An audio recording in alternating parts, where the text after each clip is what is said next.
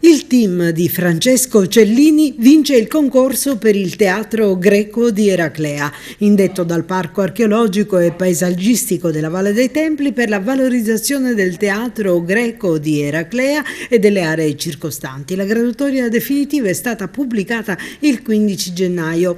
Dovrà realizzare una copertura per proteggere i resti dell'antico teatro di Eraclea dal vento, dalla pioggia, dalla salsedine e dall'acqua di risalita, nonché prevedere un appropriato intervento di restauro.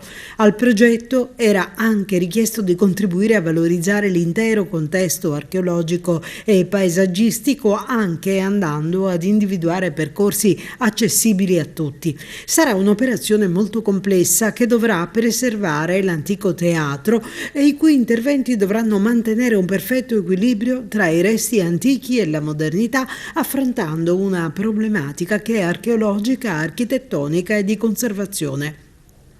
La soluzione della copertura per il teatro tenderà a ricreare, spiegano i progettisti nella relazione tecnica, un luogo ampiamente condiviso con il contesto paesaggistico, fruibile in tutte le sue parti, utilizzabile come tetto giardino e come riparo per la salvaguardia del monumento. La copertura prenderà la forma di una cavea verde pensata come struttura totalmente reversibile e segnando la continuità tra il fascino delle rovine nell'idea dei viaggiatori europei del Settecento e la necessità di dialogare con gli elementi del paesaggio e del territorio costiero.